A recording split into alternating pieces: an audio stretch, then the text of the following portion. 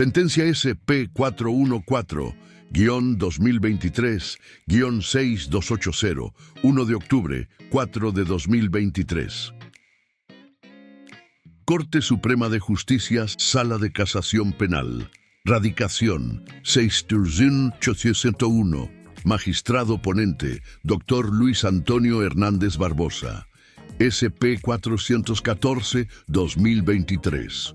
Acta 186, Bogotá, D.C., 4 de octubre de 2023. Es conveniente que los datos de partes, terceros o intervinientes, etc., sean suprimidos por las iniciales del nombre y apellido o X y X, según el caso, para garantizar lo previsto en el artículo 15 de la Constitución. La demanda consta de 2 cargos. 1. Violación directa de la ley por aplicación indebida del artículo 448 de la Ley 906 de 2004. Adujo la Procuradora Judicial II que el tribunal incurrió en el yerro planteado, pues absolvió al acusado con el argumento que se quebrantó el principio de congruencia al condenarlo por hechos enmarcados dentro de una temporalidad probada, pero que difiere a la indicada erradamente por la Fiscalía en el acto de acusación. Lo cierto es que, en la audiencia de imputación, la Fiscalía no precisó la fecha o época de comisión de los hechos que expuso. En el escrito de acusación señaló que ocurrieron en el primer semestre de 2018. En la audiencia de formulación de acusación, la defensa solicitó a la Fiscalía indicara la fecha aproximada de aquellos, reiterando que fue en el primer semestre de 2018, los primeros días de marzo. En la instalación del juicio oral, al exponer la teoría del caso, la Fiscalía precisó que los sucesos ocurrieron en febrero o marzo de 2019. Sin embargo, si se estipuló la edad del menor, 12 años, y se acreditó con el registro civil que nació el 26 de agosto de 2006, en el primer semestre de 2018 tendría 11 años, no 12 como se afirmó en la imputación y la acusación. Aunque sin duda fue una imprecisión de la Fiscalía, no se varió el aspecto fáctico, ni se sorprendió a la defensa. Asunto diferente es que el abogado hubiera aprovechado dicho error para entonces ubicar a la víctima en otro lugar, Bruselas, Huila, en el primer semestre de 2018, pese a que no se negó la relación de AC con la madre de la víctima y su presencia en Cali desde mediados de 2018, provenientes del Huila. El acusado fue parte de ese núcleo por su relación con SR y vivió en la casa donde ocurrió el comportamiento investigado. En el fallo de condena se concretaron claramente los hechos objeto de acusación. No se trata de sucesos diferentes. Luego se respetó el principio de congruencia. La absolución de segundo grado conlleva denegación del acceso a la justicia y revictimiza a un niño, circunstancia que impone casar el fallo del tribunal y confirmar el de primera instancia para hacer efectivo el derecho material de la víctima menor de edad. 2. Subsidiario. Violación del debido proceso por aplicación del principio de cosa juzgada. Expresó la recurrente que sí, en el fallo absolutorio del tribunal, se decidió compulsar copias para investigar los hechos ocurridos entre febrero y marzo de 2019, bajo los mismos supuestos de modo y lugar de los sucesos por los cuales se absolvió, febrero y marzo de 2018, se trataría de iguales extremos procesales y podría devenir en cosa juzgada, puesto que la contradicción probatoria se dio. Entonces, la solución dispuesta por el tribunal no es la adecuada, pues sería preferible casar el fallo en el sentido de invalidar lo actuado desde la acusación, para que la Fiscalía corrija los errores señalados por la Corporación de Segundo Grado y se restablezcan los derechos de la víctima. Actuación ante la Corte. Admitida la demanda el pasado 24 de agosto, se realizó la audiencia de sustentación y se surtió traslado a los no recurrentes. 1. Ministerio Público, impugnante. El procurador primero para la casación manifestó que el alcance del artículo 448, Ley 906 de 2004, el cual se ocupa del principio de congruencia, pretende no sorprender al procesado. En este asunto, la Fiscalía erró sobre la fecha de los hechos al imputar sucesos de 2018, pero en el juicio dijo que ocurrieron en 2019. Se probó que a final de 2018 y comienzo de 2019, la víctima y su progenitora estaban en Cali. Si el niño tenía 12 años, pues está probada su edad.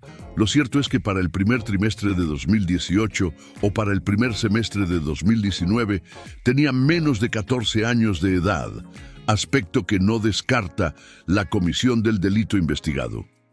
Si bien hay pugna entre el principio de congruencia y el interés superior del niño a no ser revictimizado en caso de rehacer la actuación, debe destacarse que la congruencia nunca estuvo en vilo, pues CT no fue sorprendido de manera alguna con el acontecer fáctico por el cual fue acusado. Con base en lo expuesto, el Ministerio Público solicitó a la Sala casar el fallo absolutorio del tribunal para, en su lugar, condenar al acusado conforme al fallo de primera instancia.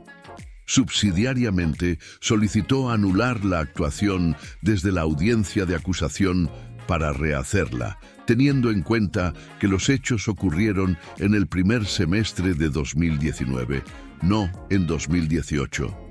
2. Fiscalía. El delegado ante esta corporación manifestó como no recurrente que el núcleo fáctico de la imputación, la acusación y el fallo no varió, es decir, se trató de los mismos hechos. En el juicio, declaró la madre de la víctima que los sucesos ocurrieron en 2019, no en 2018, pues para este año se encontraba en Bruselas, Huila, no en Cali, que fue donde ocurrió el delito. Por su parte, el niño declaró que todo sucedió en febrero o marzo de 2019. Se trató de un solo episodio. Cuando rindió testimonio, tenía 15 años y 5 meses de edad. También declararon la psicóloga, la investigadora y la médica legista. En su oportunidad, fue estipulado que la fecha de nacimiento de la víctima fue el 26 de agosto de 2007. Luego tenía menos de 14 años para 2018 y para 2019. Aunque la denuncia no se produjo inmediatamente ocurrieron los hechos, se probó que tuvieron lugar en el primer trimestre de 2019. Así, el defensor y el procesado desde el principio conocieron los hechos objeto de imputación y acusación, sin que se modificara el núcleo fáctico referido al acceso carnal con menor de 14 años agravado. En tal sentido, el tribunal desconoció lo suficientemente probado, de manera que para proferir el fallo absolutorio se atuvo al lapsus de la Fiscalía sobre la época de los hechos, pero sin trascendencia en la congruencia. Como la Corporación de Segundo Grado dispuso compulsar copias para investigar otro hecho de 2018, se advierte que se trata de una orden defectuosa que debe ser revocada, pues nunca se afirmó o probó en la actuación que fueron 2 hechos, sino uno solo, el de 2019. En suma, precisó el fiscal delegado, el tribunal absolvió por un comportamiento delictivo diverso al establecido en la acusación. Con base en lo anterior, solicitó a la Corte casar el fallo de segunda instancia por indebida aplicación del artículo 448 de la Ley 906 de 2004 y confirmar la sentencia de primer grado. Sobre el segundo cargo, adujo que carece de trascendencia el lapsus de la Fiscalía y resulta insuficiente para declarar la nulidad de lo actuado desde la acusación. 3. Defensor. Manifestó que se trata de un caso complejo, en el cual lo importante fue el error de la Fiscalía en el programa metodológico. de pronto no utilizó adecuadamente a la policía judicial para establecer la época de ocurrencia del hecho, pues si bien está demostrada la modalidad y lugar de la conducta, no se probó con precisión cuándo se produjo, aspecto que no se puede subsanar en cuanto es necesario definir las fechas. El tribunal consideró esencial el tiempo de comisión del delito y, al no estar acreditado, absolvió al acusado.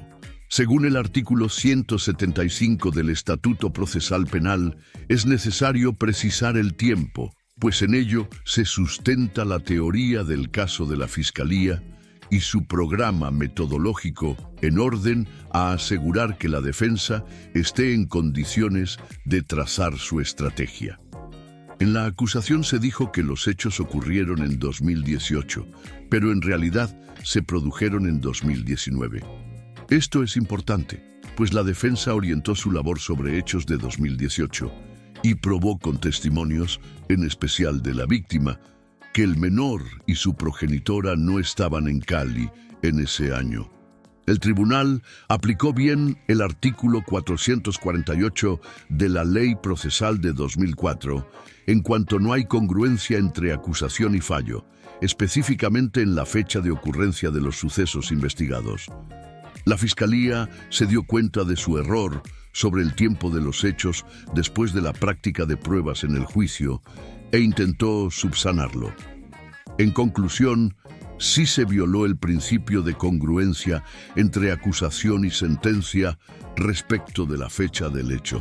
Sobre el segundo cargo, en el cual se planteó la violación del debido proceso, el Ministerio Público reconoció en la audiencia de sustentación y traslado el error de la Fiscalía y por ello solicitó subsidiariamente la declaratoria de nulidad, pues se quebrantó el derecho al debido proceso y a la defensa del acusado. A partir de lo anterior, concluyó el defensor que atinó el tribunal al absolver a su asistido y ordenar la compulsa de copias, de manera que el fallo no debe ser casado. Consideraciones de la Corte. Precisión inicial.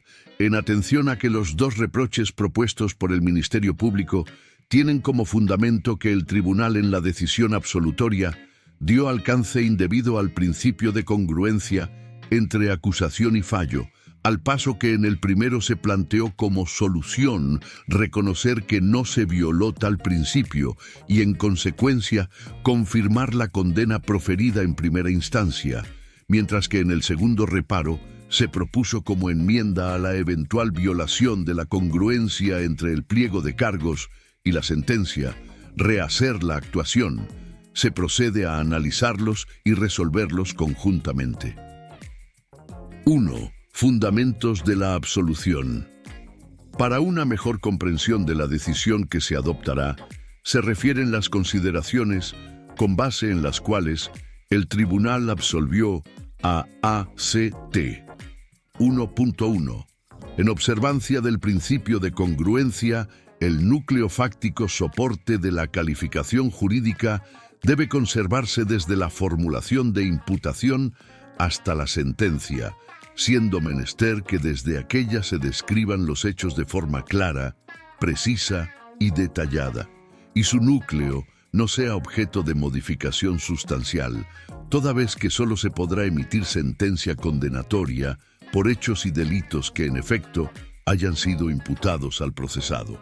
1.2. Luego de citar varias decisiones jurisprudenciales de esta sala sobre el principio de congruencia y de señalar los fundamentos de la sentencia de condena de primer grado, manifestó que la Fiscalía en la audiencia de imputación precisó que el acusado ingresó a la residencia del menor, hijo de su expareja sentimental, y por la fuerza le introdujo su pene en el ano, hecho que solo sucedió en una ocasión. En el escrito de acusación afirmó la Fiscalía que tal suceso ocurrió en el primer semestre de 2018, circunstancia que el tribunal encontró adecuada en cuanto la época no fue definida en la audiencia de imputación. 1.3. Al comenzar el juicio y exponer su teoría del caso, la Fiscalía expuso que el hecho se desarrolló en los meses de febrero o marzo de 2019. 1.4. Entonces, después de aludir a las pruebas practicadas en el juicio, en especial a la declaración del niño víctima de la conducta, el tribunal consideró: nótese como los hechos acerca de los cuales gira el testimonio del menor, si bien se acompasan con las circunstancias de modo y lugar descritas por el ente acusador en la formulación de acusación, no sucede lo mismo con las circunstancias de tiempo, pues recuérdese que en este acto procesal la Fiscalía indicó que los hechos tuvieron ocurrencia entre enero y marzo de 2018, no un año después, 2019, como afirmó el menor en el juicio oral. Podría pensarse que esta diferencia no es sustancial y que simplemente fue un error de la Fiscalía al concretar la fecha. Error del que se evidencia se percató este ente desde la teoría del caso expuesta al inicio del juicio oral, ya que, como expusimos párrafos atrás en ese acto, hizo alusión por primera vez a que los hechos ocurrieron entre los meses de febrero y marzo de 2019. No obstante, estimamos que este hierro es por demás trascendente, ya que el procesado y su defensa técnica a partir de la determinación de los hechos jurídicamente relevantes en la formulación de acusación, incluyendo las circunstancias de tiempo, planteó su estrategia defensiva en procura de determinar que los hechos no pudieron ocurrir, porque para la fecha de los hechos endilgados por la Fiscalía, esto es febrero y marzo de 2018, tanto la familia del menor MAMR como el aquí procesado vivían en el corregimiento de Bruselas, jurisdicción del municipio de Pitalito, Huila, hecho acerca del que precisamente expusieron los testigos de la defensa y fue además corroborado en el juicio por la denunciante SR, su hijo mayor y su nuera, al advertir que llegaron a vivir a Cali a mediados del año 2018 provenientes del departamento del Huila. En este orden de ideas, la emisión de sentencia condenatoria por los hechos ocurridos entre febrero y marzo de 2019 vulnera flagrantemente el principio de congruencia y los derechos de defensa y debido proceso del señor ACT, pues es claro que al mencionado se lo acusó por hechos que tuvieron ocurrencia entre los meses de febrero a marzo de 2018 y no en el mismo periodo de 2019. Que aunque la Fiscalía trató de enmendar el error en la teoría del caso, este acto es de sorprendimiento, por cuanto podríamos decir en ese momento procesal, las opciones de defensa al cambiar el año de realización de los hechos era nula. Entonces, aseveró aquella corporación. En conclusión, el juez de conocimiento, al entender demostrada la existencia de los hechos acaecidos en los meses de febrero y marzo de 2019 y la responsabilidad penal del procesado ACT en estos, vulneró el principio de congruencia, ya que lo declaró penalmente responsable por hechos por los que no había sido acusado, debiéndose en consecuencia revocar la decisión apelada. 1.5. Adicionalmente, dispuso compulsar copias para investigar los hechos ocurridos entre los meses de febrero y marzo de 2019.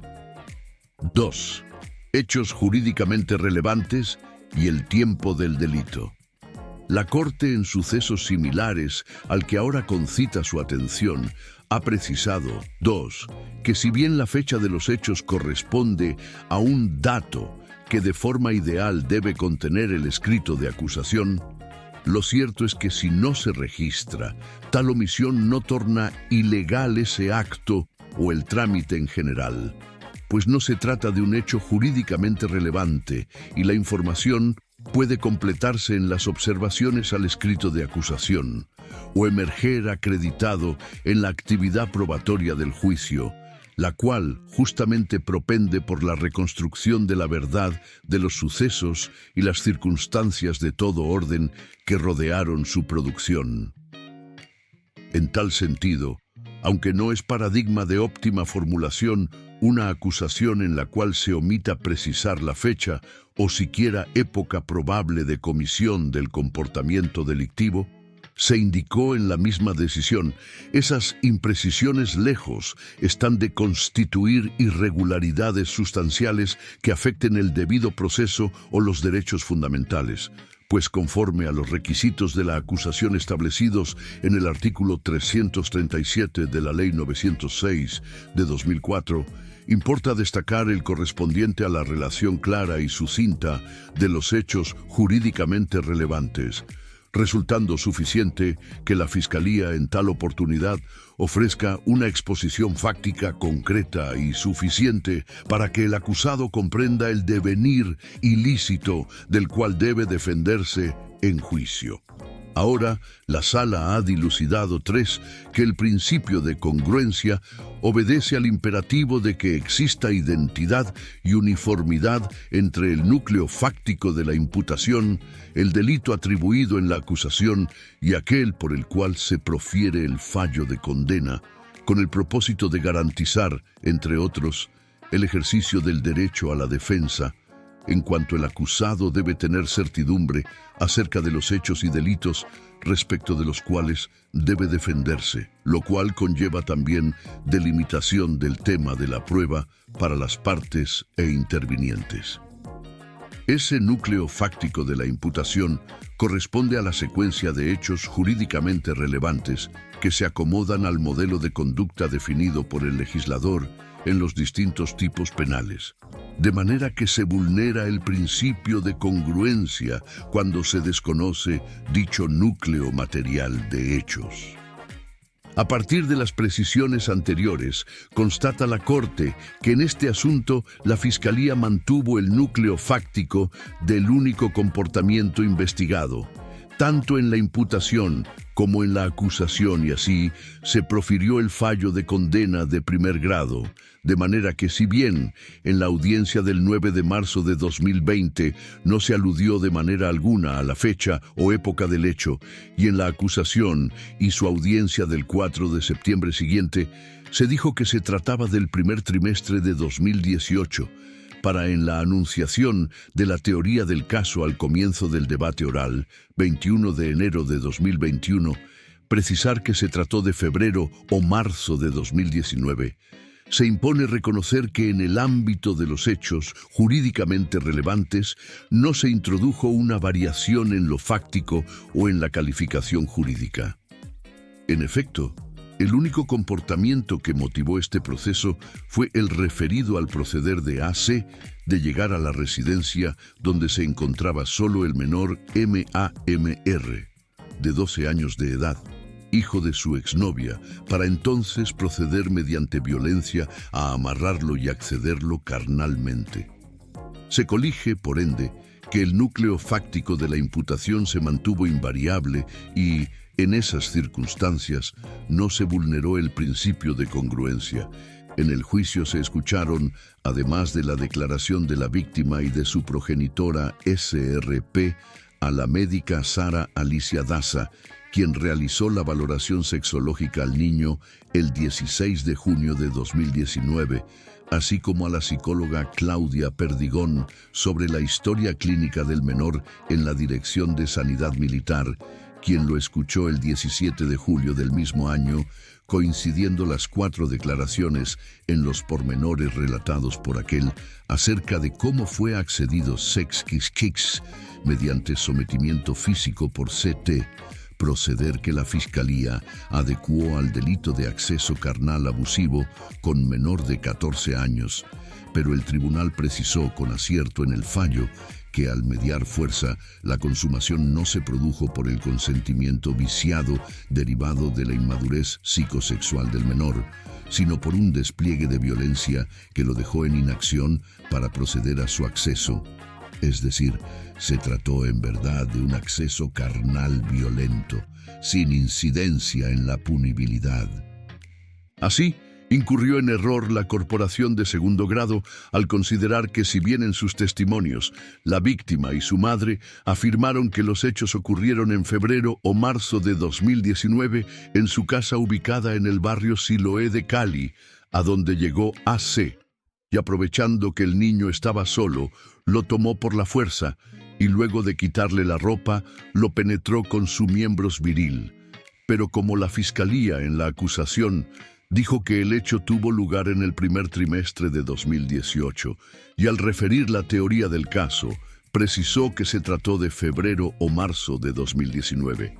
Se quebrantó el principio de congruencia y por ello absolvió al acusado. En efecto, el tribunal no ponderó que el núcleo fáctico no se modificó, como quedó visto, y tampoco se condenó en primera instancia por un hecho diferente al establecido en la imputación y en la acusación. Si, como se advirtió inicialmente, el principio de congruencia pretende descartar un indebido sorprendimiento del procesado o de su defensor, encuentra la sala que tal situación no ocurrió en este caso, pues desde su inicio, la Fiscalía precisó los hechos jurídicamente relevantes, sin que su hierro sobre el año haya resultado ajeno al acusado o su abogado. Desde luego, causa curiosidad que el tribunal, luego de manifestar que, aunque no tiene discusión que es notoria la ausencia de fecha o espacio de tiempo en que ocurrieron los vejámenes sexuales que se le endilgan, estos fueron concretados por la Fiscalía en la formulación de acusación en los que se estableció por solicitud de la defensa que ocurrieron en los meses de febrero o marzo de 2018 y por una sola vez.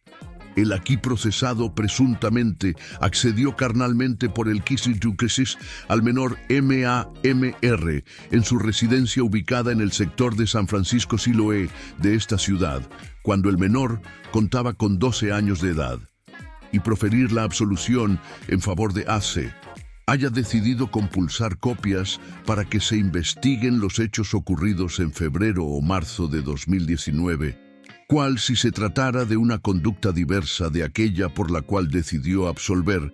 En cuanto es claro en el desarrollo del proceso, la Fiscalía insistió en que se trató de un solo episodio.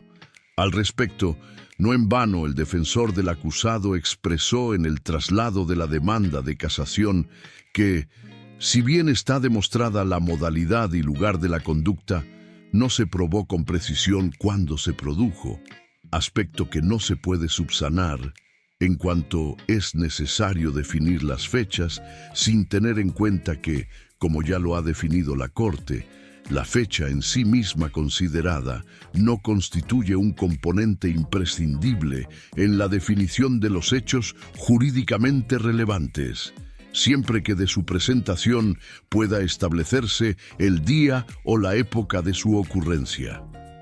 En efecto, en este asunto siempre estuvo claro que el suceso ocurrió en Cali, no en Bruselas, Huila, después del rompimiento de la relación sentimental entre CT y la madre de la víctima, no antes. Además, si el único episodio se produjo cuando el niño tenía 12 años en 2019, se estipuló esa edad para cuando ocurrieron los hechos y se acreditó con el registro civil que nació el 26 de agosto de 2006, no había dificultad para concluir que en el primer semestre de 2018 la víctima tenía 11 años, no 12. De otra parte, en el curso de la actuación no se negó la relación de AC con SR, madre de la víctima, ni fue desconocida su presencia en Cali desde mediados de 2018, provenientes del Huila, como tampoco que el acusado vivió con ella y el menor en la casa donde ocurrió el comportamiento investigado, todo lo cual permite colegir que el núcleo fáctico permaneció invariable y no se sorprendió al acusado. Adicionalmente, como testigos de las amenazas que AC hizo a la familia de la víctima, declararon LFMP y IAMR, nuera e hijo de SR, respectivamente, quienes revelaron que las intimidaciones las hizo por vía telefónica o de manera personal, diciéndoles que si denunciaban los decapitaría y metería sus cabezas en una bolsa, amenazas que terminaron cuando CT fue capturado y detenido, circunstancias que descartan el pretendido desconocimiento de los hechos por los cuales fue imputado, acusado y condenado. Entonces, de acuerdo a lo planteado por el Ministerio Público en la demanda y sustentación y avalado por la Fiscalía, se impone casar el fallo absolutorio proferido por el tribunal para, en su lugar, confirmar la sentencia condenatoria proferida en primera instancia como autor del delito de acceso carnal con menor de 14 años. Precisa la Sala que, si bien conforme al relato de la víctima, al exponer, él me cogió a las malas, fue a la pieza donde yo estaba y me cogió a las malas, me llevó a la cama, me amarró de los brazos. Le dije que si no me soltaba iba a gritar. Me puso un trapo en la boca, pero no me puso nada en los pies. Entonces, como yo me estaba moviendo mucho y todo, porque yo no quería que me hiciera nada, porque yo intentaba gritar, pero no podía porque tenía ese trapo en la boca. Después de eso, fue donde él me hizo eso. Yo saqué fuerza de donde más tenía y me solté. Yo lo saqué de la casa. Él se fue, se retiró.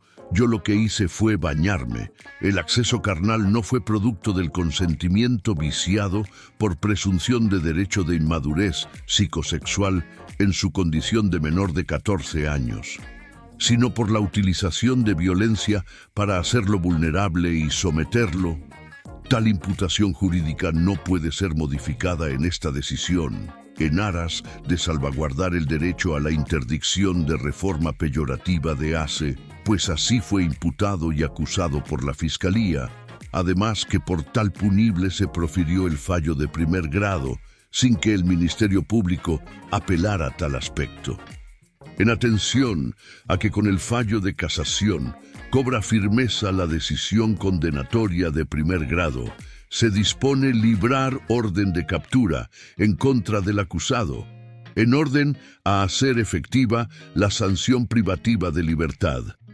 Por lo expuesto, la Sala de Casación Penal de la Corte Suprema de Justicia, administrando justicia en nombre de la República y por autoridad de la ley, resuelve: 1.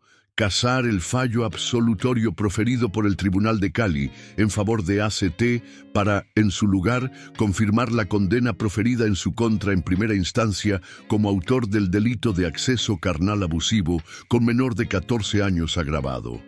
2. Librar orden de captura en contra de ACT.